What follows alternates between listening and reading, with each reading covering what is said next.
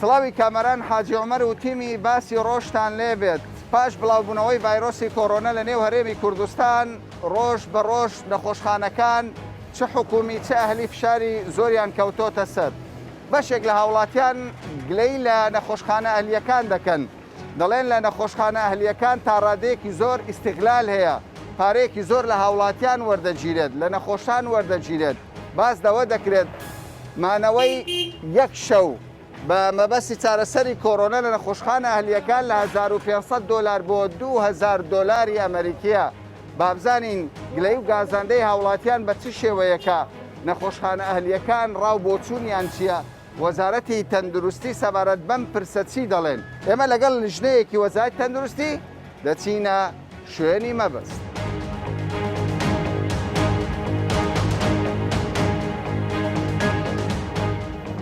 ئەمە بەشێک لە هاوڵاتیانن کە نەخۆشیان هەیە لە نەخۆشخانەیەکی ئەهلی دەمەوێت ڕاو بۆچوونیان بزانم زۆر جار تەلەفۆن بۆ من دێ دەڵێ کاکە فریامانکەوە لە فلانە نەخۆشخانە پارەیەکی زۆر بۆ ئەوەندە نەشتەرگەری هەر لە ڕێگا بووم هاوڵاتیەک بازدەوە دەکا دەڵێ پەنجەم نەشتەرگەری بۆ کراوە دکتۆرەکە 27 وەرەقەی لێوە گرتم یانی نەخۆشخانەکە بۆچوونی تۆ زەرور نییە نەخۆشخانە ئەهلیەکان ڕۆلی حکومی بجێڕێن لە سەر لە پارە لە خزمەتگوزاری هەندێک داشکان ئەوە دەگەڕێتەوە حکومت لێ بەرپرسە گازی کاگەنە خەستەخانە چاوا خۆی فەقیرێک نییە بزانانی هیچ بەرپرسەکە هیچ کەسەکە لە پشتی پێویستە ئەوان حکومت تەمەشای زروفی خەڵک ئێستا ئەو ینی نەخۆشخانە خاوەن نەخۆشخانە دەڵێ لە 125 داشکانم کردووە داشکانی کردووە یان نە کاکە 125 بۆ ئەم خەڵکە فەقیرێت چییە؟ ئەم خەڵکە هەمووی خۆی فەقیرە بێ موچەیە بێ مەعاشە هەموو شتێکی نییە 125 بۆ ئەم خەڵکە فەقیرە چییە؟ کەمە کاکە کابرا لە بەرپرسیاتوو یان لە بەڕێوەبەرەکەەوە لە بەرپرسی خەستەخانەکەەوە لە بەرچی خۆی تەماشاکە هەندێک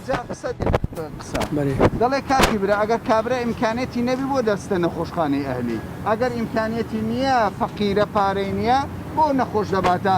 نەخۆشخانەی ئەهلی بەرێوەی ڕاستە بەس نەخۆشخانەی حکومی دەچێت هیچی نییە هیچی دەرمان داوای نییە ئێ مەزوری چی لێ بکەن مدارش نەخۆشە مەزورم بینە ئەهالی پارەت داوە پارەیەکی زۆریان لێستان بی لە نەخۆشخانەی ئەهلی بەرێ لێستانی ما ینی بۆ نمونە وەکو چی وەکو مەسەلەن مندارە چی دەبین عملیات دەکەی ئەری وڵە زۆرە زیاد زۆرە وڵە فاسی احتیادی لە گۆڕەوە 25 احتیادی 25 هەر داخل 25 هەندێک 50,000 لە نەخۆشی تارە لێدا بوو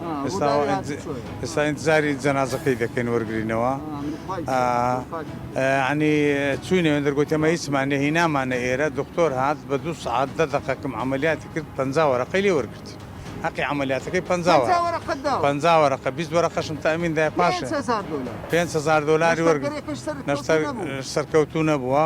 20 وەرەقەش تەمینە ئەو ڕۆژ نازەمەوە جیهازی لەسەرە و دەرن 5,000 دلار لە 2 ساعتی لە منی وەرگرتیە یعنی نەخۆشەکەش ڕزگاری نەبوو نا 20 وەرەقەش تەمینە نازەم لۆ چی زیاتران 7 وەرەقەمدایە یعنی تۆ بە ناچاری هینایتە بە ناچاری لە تەواری ئەمنی ناردە ئێرە گوتی هیچمان نییە کوڕی ئەو پیاوەیە نەوەی منە کوڕی کوڕما نەزەعاتشی نەینایە باشە کەوا پێ دوای نەخۆشخانەکان استقلالی کرد نانە هەر هەموو تەقە بەس چ سوودی نییە تووە دەرێ من پێم عندکەوە ئێستا ئەمڕۆ وەزیری تەندروستی کۆبنەوەی کردووە دەڵێ دەبێ نەخۆشخانە ئەهلیەکان نرخدا بشکێندرێ فەرزە لە سەریان زیادەکی زۆر دەرێن لە زیادەکەیان دەشی داشتن یعنی بۆ نمونە دوێنێ ئافرەتێک لە غازر تووشی نەخۆشی کۆڕۆنا بووە ئەمبولانسێک گەیاندیۆتە ئێروکانە لێرە وەریان نەگرت گۆتی لێ بمە نەخۆشخان هەر شەوی 2000 دلار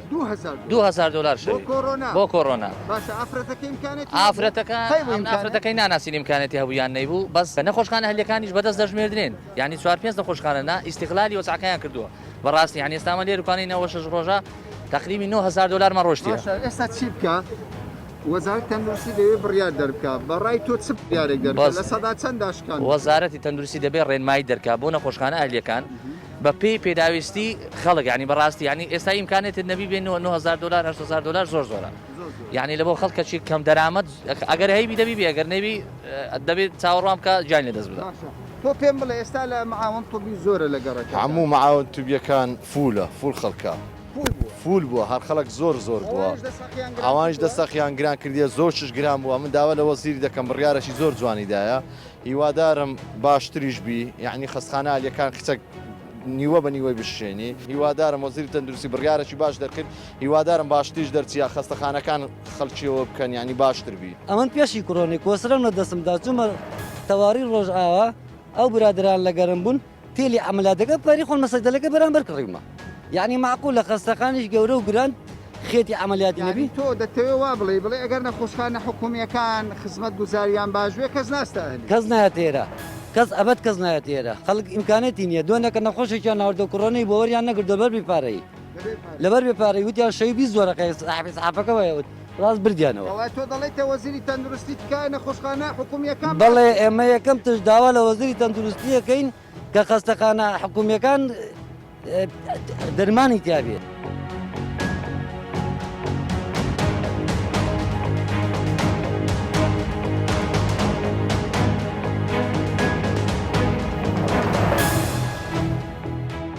پێشتر حکوومەتی هەرێمی کوردستان وەزارەتی تەندروستی بڕیارێکی دەرکردبوو کە لە 125 داشکان بۆ خزمەتگوزاریە تەندروستیەکان لە نەخۆشخانە ئەهلیەکان بکات دۆدێکی زۆر لە نەخۆشخانە ئەهلیەکانە نەخۆشخانە گرنگەکانی کوردستان هەموو ئێستا خەریکی کۆڕۆنەن بەشێک لە وڵاتیان گلەیی دەکەن دەڵێن نەخۆشخانە ئەهلیەکان بە شێوەک لە شێوەکان نرخەکانیان زۆرە ئیستیغلال هەیە سەبارەت بە داشکانی نرخەکان ینی حکوومەت دەڵێ داشکاندن بکرێت بەڵام هاوڵاتی تەلەفۆن دەکات دەڵێ کاکە مەعاون تۆبیە لە کۆڵانان کار دەکات بۆ یەک دەرزیلێدان $100 وەردەگرێت نەخۆشخانەکەی ئێوە چۆنە بەنسبەت نەخۆشخانە لە دوای دروستبوونی ڤایرۆسی کۆڕۆنەوە ئێمە وەزارەت قەراری دەرکرد 125 داشکاندن لە گشت بەشەکان بکرێتن ئێمە لە یەکەم ڕۆژەوە کە دوای دەرچوونیەوە بڕیارە پابندین بە ڕێنمایەکانی وەزارەتی تەندروستی تەنانەت لە هیچ بەشێکیش زیاد ینی هیچ کۆنسومەبڵ کە ئێستا کامە مشکلی هەرە گەورەمان کۆنسومەبڵە ینی مەوادی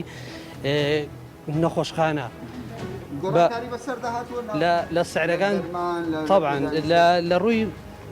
موادەکانەوە پێشتر باید چەندت کڕی بە ئێستا لەوانەیە 150 موادەکان بگرێت زیاتریش لە هەندشتان گران بووە و هەر بەدەستیشمان ناکەوی ینی ئێستاکە باسی گلۆڤز بکە ینی پەنجەوانە دەستچێش لە بازار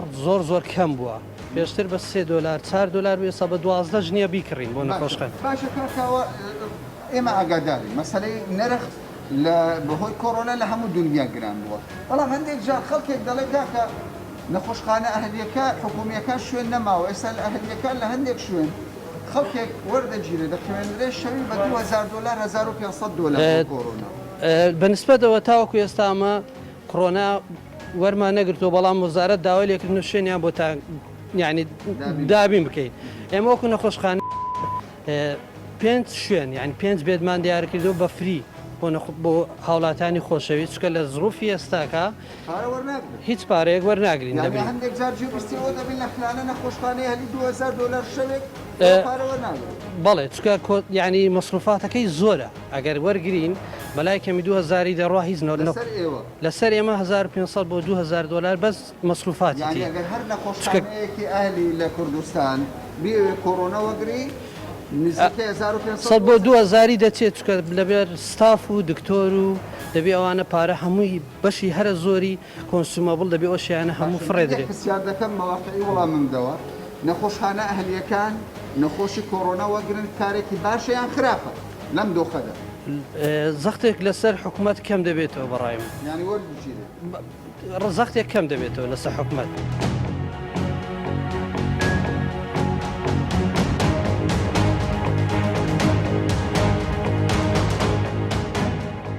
کاک ئەحسان ئێوە وەکو لژنەی حکوومەت وەزارەتی تەندروستی چیتان بینی و چیتان دروستیەوە ئێمە وەک وەزارەتی تەندروستی لژنەیەک پێکاتین هاتین بۆ پشکنینی ئەو خەستخانە تایبەتیانە کە بزانین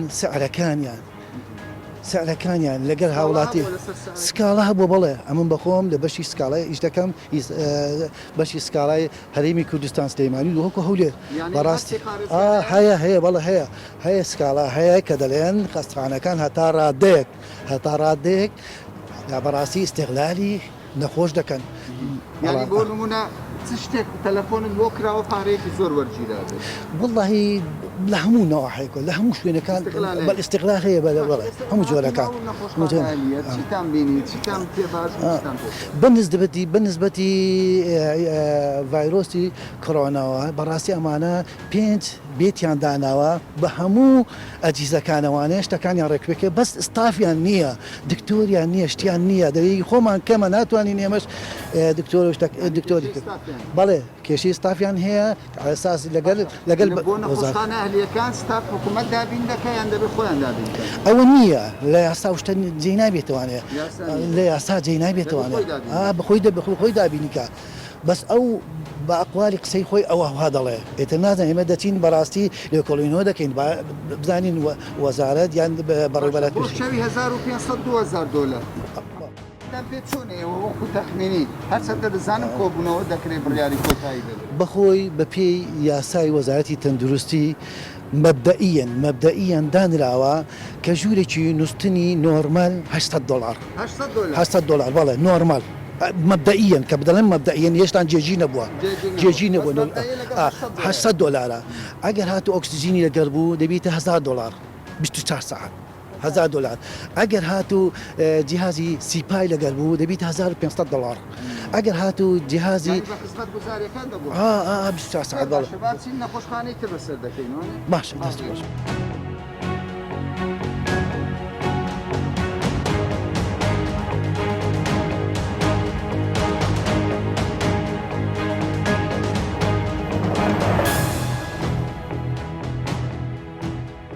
پێم بڵێ تۆ چۆنە لە نەخۆشخانەیەکی ئەهلی؟ وەڵاهی بەداخەوە من ڕۆژی جمعە ڕۆژی هێنی 6-8 دەکا داچی هاوسەرم دەکا خەسوم هێنامانە ئێرانە لە نەخۆشخانەی بڵێ کۆرۆنە بوو یان نەخۆشتر بوو؟ نەخۆشی کۆرۆنا ئێستا دۆخی چۆنە؟ بەداخەوە وفاتی کرد ئەمری خۆی کرد؟ هەرەوەڵە بەدا چەند ماوە لێ بکوانە؟ تقریبا 2 ساعت ماوە 2 ساعت لە نەخۆشخانەیەکی ئەهلی ماوە باشە پارەت داوە یان پارەت نەداوە؟ ئەکید پارەم داوە چەندیان لێ وەرگرت؟ بۆ 2 ساعت وتیان ستافمان ئەگەر 24 ساعت بێ و 2 ساعت بێ ساعتێک بێ مەستافی بۆ دابین دەکەین $1500 مان داوە. باشە تۆ وەکو گەنجێک پێم بڵێ زۆر نییە بۆ 2 ساعت یان شەوێک $1500 تەسیر ناکەن؟ بەرێوەڵا زۆرە ئێمە دایکی من بوو ئەوەی ئەمری خۆی کردو بەڵافوی دەکات ئێمە لە خستخانەی ڕزگاری بووین تقریبا 4 شەو لێکەوت بووین لەگەڵ دایکت بووی؟ لەگەڵ دایکم لە ڕزگاری بووم بڵێ باشە لە ڕزگاری بوو لە ڕزگارە بوون پارەیان وەرنەگر هیچ باشە ئەو 2 ساعتە چ فەرقی هەبوو لە ئەهلیەک و ڕزگاری؟ فەرقەکەەوە بوو ئۆکسسیجینەکەی زیاتر بەرز بووە خزمەت گوزاریەکانی بێحەد بوو یعنی زۆر خزمەت گوزاری لێرکانە زۆر باشە باز ڕاستە گرانە لێرە ئەوانش نەحق خۆیان نییە کەم تەرخەمیان نەکردووە بەڵام نەخۆشەکەی مە پێویستی بە چاودێری چڕ بوو لەوێژ ئینایە پڕ بوو شوێن نەبوو مەسەلەکە شوێن نەما بوو ئێمە ناچار پەنامانێ نابوو ئەهلی 2 ساعت ماوە 2 ساعت لێرکانە ماوە باشە تۆ لەگەڵ دایکت بووی باشە تۆ ئێستا لە نەخۆشخانەی پشکنینت بۆ کراوە کۆرۆنە تێ یاخودنا نیمە نەخێر کراوە بۆت بەڵێ پشکنینت بۆ کراوە لە ڕزگاری بۆیان کردو لە ڕزگاری بۆیان کردو لێرە نەیان کردو لێرە نەیانکردوم باشە پێت وانی 1500 زۆر بێ زۆرە بەڵام شتەکە خۆی ئەو حالەیە کە ناچار بووی پەنا بۆ هەموو شتێ دەبێت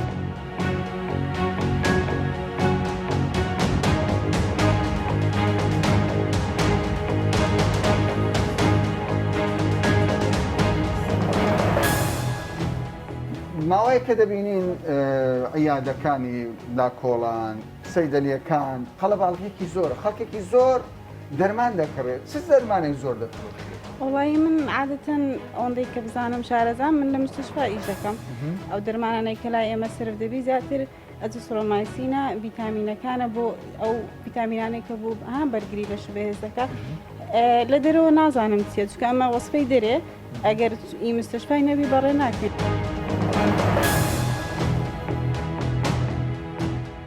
تۆ ئەو دەرمانخانەیەت بەسەر کردەوە لە سەرەکانت پرسی سێرەکان چۆن بان؟ سەرەکانیان مناسبە ینی بەو سعرەیەکە لە بازار دەفرۆشرێت. باشە بەڵام ئێستا زۆر جار هاوڵاتی دەڵێ کاکە حتا عیادەی لا کۆڵانەکانیش استقلالی دەکەن هەندێک جار جێبیستی ئەوە بوون ینی لەوانەیە خەڵکێک کەبی دڵسۆز بی پارە وەرنەگرێ بەڵام خەڵکێکی استقلال بکە سکە ئەو کەسەی کە سکاڵای هەبی لە دەرمانخانەیەگانەوە ئێمە لە وەزارەت تەندروستی بەشی پشکنین و دڵنیایی جۆری بەشمان هەیە بەشی سکاڵا هاوڵاتی ڕقەمەکانمان هەموو بڵاو بوویتەوە دەتوانن ینی سکاڵە لە هەر جێک شتێک بابلین دەرمانێک یەکێک بە گران دەیداتن دەتوانن تەلەفۆنکەن سکاڵا تۆمارکە ئێمەش وەکو ئەکید لە ڕابردوو ئەکید زۆرمان داخستووە زۆر حتا دەرمانەکانیش مسادرە کرا هەمووی گەڕایتەوە وەزارەت زۆربەی ئیستقلال لە نرخ لە چی دەکرێت لە هەموو دەرمانێک یانیش هەر لە ئێستا حالیان ینی چکە لە بابلێن ئەوی کۆڕۆنا ئەو بڵاوان ئەوان زیاتر کە ئیستیغلای لێکە دەڕواتن بە پێی وەزعەکە.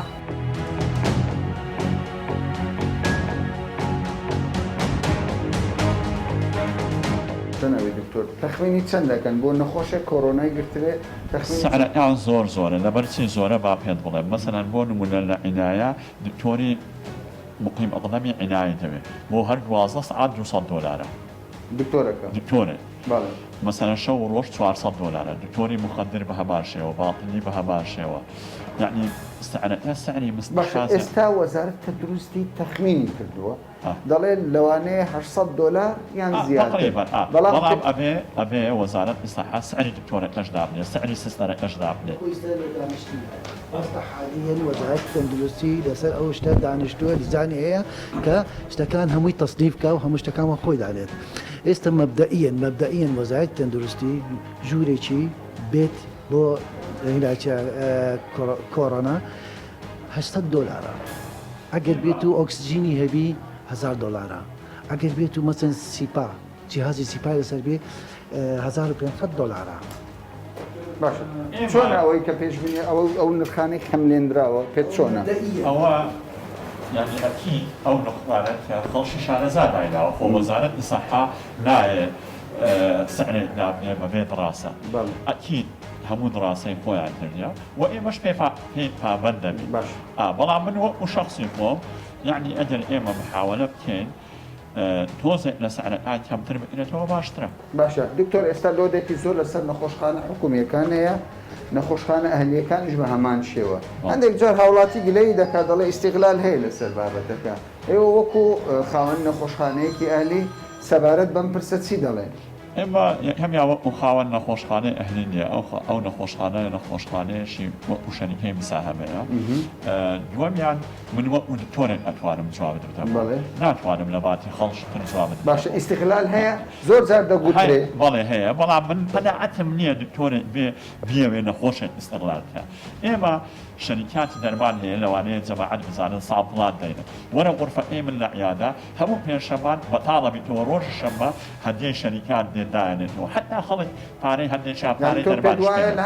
لە قسەکان جێبیست بووم جار گوتت ئیستیغلالی هەندێک جارش دێ پێم لەوانەیە ئیستیغلال هەبی بەڵام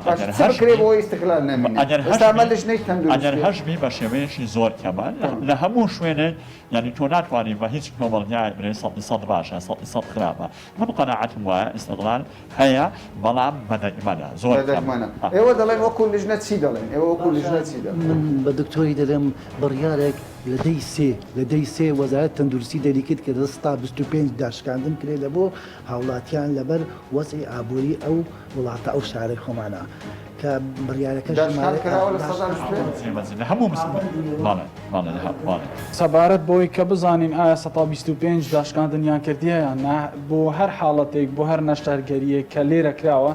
دۆسیای پێشووتر دێنی نەدەرێن تا بەڵای پێشتری نەخۆشوەر دەگرین تەماشای نرخەکانیش دەکەین بە ئەوەی محاسبە برێن مدیری حساباتیش لەگەڵمان دەبیت و نوێنەری حساباتی خۆشمان لەگەڵمان دەبیت لەبەر ئەو لە وسوڵات ئێستا لێرە پێشتر کردومانە و هاتی ینی سێ جاریش بۆ ئەو شتا هاتیە ئەو نەخۆشخانەی کە ئێستا لێینە باش بووە بەڵێ پێشتر خۆم هاتومە بۆ ئەو پشکنینە بەڵام لە زۆر جێشە بووە ئستیغلالیان کردیەوە داشمان یعنی مەبلەغەکەی چەند بووە لە سەدا چەندی زیاد 125ەکەی نەهینای تا خوارێ هەش بووە بە شەو نرخێکی هەبووە و بە ڕۆژیش نرخێک بووە جێیەکەمان داخسۆ 6 شوێنیش لەسەر ئەو ئستیغلالکردنەمان داخستێ وەکو بەڕێوەبەراتی گشتی تەندروستی هەولێر باشە دکتۆر زۆر جار هاوڵاتی گلەیی دەکات دەڵێ گەر نەخۆشخانەکانی حکومی کۆڕۆنا وەرنەگرن نەخۆشان وەرنەگرن نەخۆشخانەکانی ئەهلی ئیستیغلال دەکەن و تەنسیقێکیش دروست دەبێت هەر نەخۆشێک بێتە حکومی دەستە نەخۆشخانە ئەهلیەکان پارەیەکی زۆر لە ئاخیری هاوڵاتی ناچارە بیدا. تۆ دەڵێ چی وەکو دکتۆرە بۆ مەسەلەیە؟ سپاس دەبەخوای پەنجەی دەزۆکو یەک نییە لەوانەیە هیوەهابی کەرتی تایبەتی ئیستیغلال کردنی لە بۆ خزمەتی خەڵکی بێتاقەتت دەکات جێویست دەبی بەعکسە لە دنیا هەموو شتەکەیە ئەوانش حەق وەکو لە ئاوێنەی شکاوایە هەر کەسە بەشێکی لەکنە بەڵام زۆر کەس خستەخانەی تایبەتەکانی ئیستیغلال کردێ لە بۆ خزمەتی گشتی.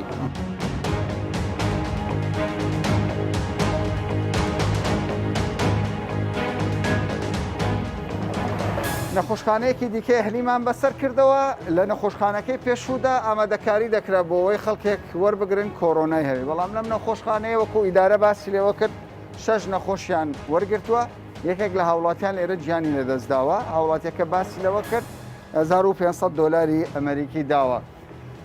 بە شێوەکی گشتی ینی قەیرانێکێ لە نێو نەخۆشخانەکان زێدەبوونی ڕێژەی نەخۆش وای کردووە ڕێگاکە دیار نەبی چەند لە نەخۆش وەربگیرێ نەخۆشانە ئەهلیەکان چەندە ئامادەکاریانەیە حکوومەت لژنەی پێکێناوە لژنە بە دوواداچوون دەکا بەڵام ماوە نرخەکە یەکلا ببتۆ هاوڵاتی دەرێ پارەکە زۆرە لە شوێ بێنم بۆ 1500 دلار کاکە من پارەم نییە کاسبی نییە چۆن 1500 دلار بدەم ئێستا ئێمە دەچینە لای وەزیری تەندروستی با بزانین وەزارەتی تەندروستی سەبارەت بەم پرسە ڕاو بۆچوونی چیەوە پلانیان.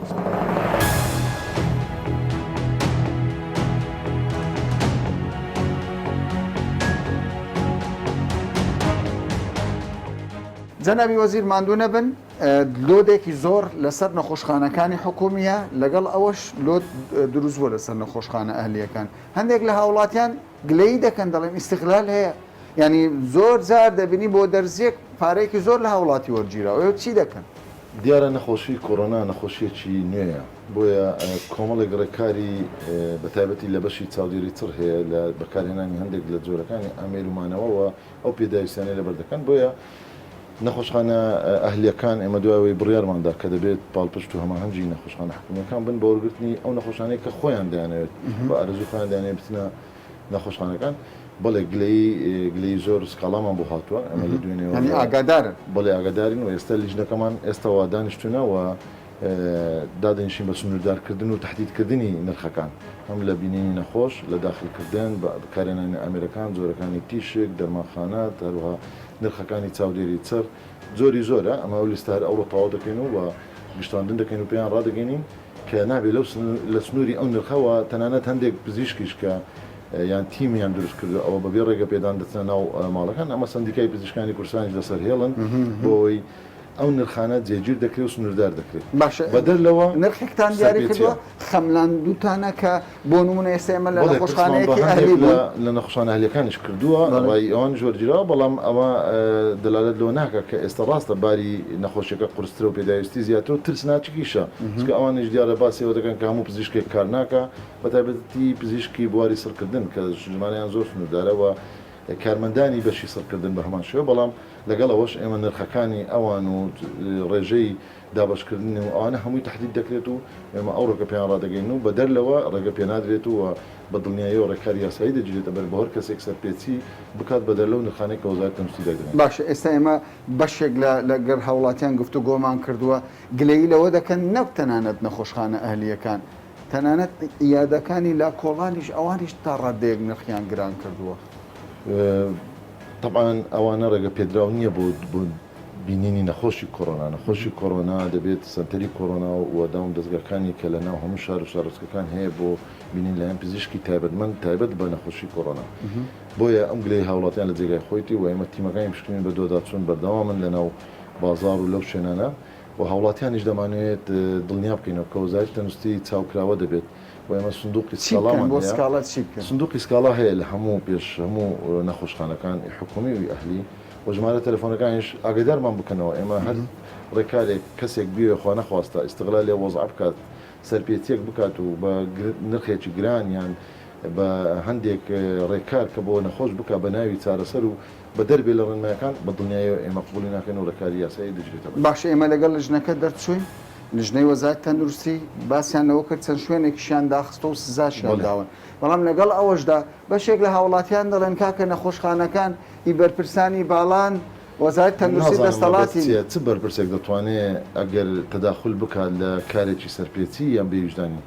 نەخێر شتیوانێ ئەمە وەزارەتی تەندروستی لەزەر هیچ فشارێک سەرپێچی قبول ناکەین و هەر نەخۆشخانەیەش ئیجراعاتی بەوەران بەردەجێتە بەر بووە بە حضوری ئەعلامەکانش ئەگەر سەرپێچێکمان بینیەوە ئیتکە ڕاگەیاندیش لەگەڵ خۆمان دەڵێن دەڵێن ئەوە سەرپێچیە ئەوە ئیستیغلالکردن ئەوە زیادکردن نرخە بەڵام لەگەڵەوەش نەخۆشخانە شێ هاوکار بووە پاڵپشت بووە تەنانەت هاوکاری هەندێک لەو نەخۆشانەش بووە کە چوونە داخل بوونە هەردوو جۆری هەیە بەڵام بەدڵنیایی لە کۆنتترۆلکردن لەو بوارەدا پێویستی بە تیمێکی زیاتر مەش تیمەکانی پشکنینمان و دوێنێش لە ئەنجومەنی وەزارەت هەموو بەڕێوەبرایەتیەکانی پشکنین بە دۆدا چونمان ڕاستپارت بووە کە تیمەکان زیادکەن بە دۆداچنی زیاتری ناو نەخۆشخانەکان نرخەکانیش دەبێت ڕێک بخرێتەوە بەدڵنیایی ئێمە هیوادارین کە هەموو نەخۆشخانە ئەهلیەکان و کەرتی تایبەت پاڵپشت بن بۆی ئێمە ئەو دۆخە تێپەڕێن ئەمە دۆخێکە پێویستی بە هاوکاری و هەماهەنگی هەیە دۆخێکە ڕەنگە لە کاتی ئێستادا زۆر بیر لە بەرژەوەندی قازانج و وەرگرتنی پارەی زیاتر نەکەینەوە.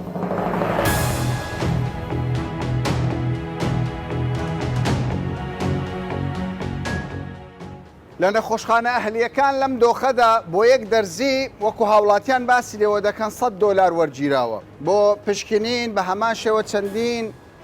پارە وەرگیراوەکە زۆر زیاترە لە نرخی ئاسایی خۆی بۆ مانەوەی نەخۆشێکی کۆرۆنە لە نەخۆشخانەیەکی ئەهلی بۆ 2 سعات $1500 ئەمریکی وەرگیراوە استیغلالێکی زۆر وەزارەتی تەندروستی نایشارێتەوە کە لەگەڵ ئەم قەیرانە بوونی کۆرۆنە لەم لاو لا ئیستیغلال هەیە بەڵام دەڵێن ئێمە نەخەوتوین کۆبنەوەمان کردووە و کۆبنەوەش لە داهاتوودا دەکرێت تەواوی نەخۆشخانە ئەهلیەکان دەبێ سەبارەت بە کۆرۆنا نرخیان بۆ دیاری بکرێ و هەر نەخۆشخانەیەکیش بۆ لە مەودووە تەجاوز بکات لەسەر ئەو نرخی کە دیاری دەکات وەزارەتی تەندروستی لە چەند ڕۆژی داهاتوودا ئەوە ئەو کات سزا دەدرێ و لێپرسینەوەی لەگەڵدا دەکرێت تا باشێکی دیکە و بابەتێکی دیکە بەخواتان دەست پێێت.